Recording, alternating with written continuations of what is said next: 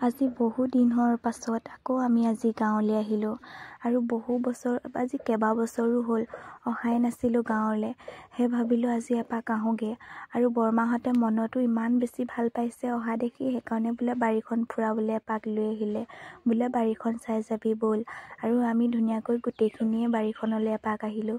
আৰু এইফালৰ পৰা নামিবলৈ অকণমান কষ্ট হয় যিহেতু ওখ জেগা আৰু তলত মানে নদীখনো আছে, সেইকাৰণে অকণমান ভয়ো লাগিছিলে, হ'লেও একো নাই। আৰু বহু বছৰ পিছত আকৌ দেখিবলৈ পালোঁ এনেকুৱা এটা পৰিৱেশ, সেইকাৰণে মনটো বহুত বেছি ভাল লাগিলে। এইফালে চাওক ইমান ধুনীয়া এটা পৰিৱেশ, চবফালে সেউজীয়াই আৰু এইফালে আছে নাও, এইফালে নাও আছে দুখনমান আৰু এইফালে ইপাৰ হ'বলৈ কাৰণে নাও দুখন ৰখা হৈছে। আৰু ইপাৰ হ'ব যিহেতু নোৱাৰিলোঁ, আমাৰ লগত দেহাহঁতো আছিলে, সেইকাৰণে অকণমান বেয়া লাগিলে, হ'লেও একো নাই। এইবিলাক আৰু বাৰী চাৰীবিলাক ধুনীয়াকৈ চাই মেলি গ'লোঁ। আৰু এইফালে গোমধান দিছে, এইফালে আকৌ আলু খেতি কৰিছে আৰু এইফালে আছে ৰঙালাও, বহুত বেছি চব্জি, বেঙেনা, মানে যি লাগে তাকে পোৱা যায় আৰু এইফালে চব কৰিছে। ইমান ধুনীয়া লাগিছে নহয় দেখিবলৈ। আৰু এইফালে চাওকচোন কচু মানে ইমানেই ওলাই আছে নহয়, আমাৰ সেইফালে আকৌ খাবলৈকে পোৱা নাযায়। এইফালে চাওক, এইফালে গোমধানেই গোটেই ভৰ্তি হৈ আছে। সঁচাই কৈছোঁ দেই, বহুত বেছি আজি মনটো ভাল লাগি গ'ল।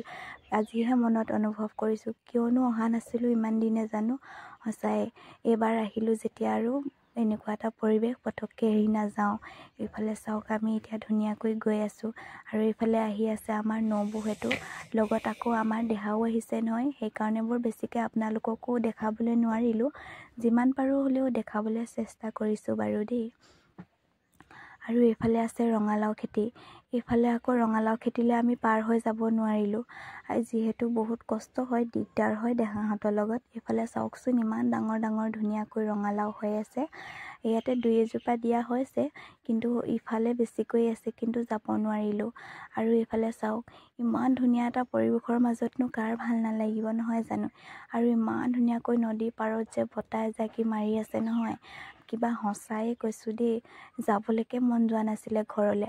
আৰু জিদ কৰাত আমাৰ দেহাহঁতে সেই ইপাৰ হ'বলৈ গৈছিলে, কিন্তু দাইহঁতে আকৌ ইপাৰ কৰিবলৈও ভয় কৰিলে, দেহা মানুহ যিহেতু নিনিলে আৰু আমাৰ দাদা ছোৱালীজনীকে লৈ গ'ল। মনত মোৰো যাবলৈ বহুত হেঁপাহ এটা আছিলে ইপাৰ হ'বলৈ, কিন্তু উপায় নাই আৰু ল'ৰাৰ লগতনো ক'ত যাব পাৰিম, সেইকাৰণে নগ'লোঁ, এইপাৰৰ পৰাই চালোঁ। এইফালে আছে নাও 3-4খনমান ৰখা হয় ইপাৰ হ'বৰ কাৰণে। আৰু যদি ভাল লাগিল ভিডিঅ'টো লাইক এটা কৰি দিওঁ।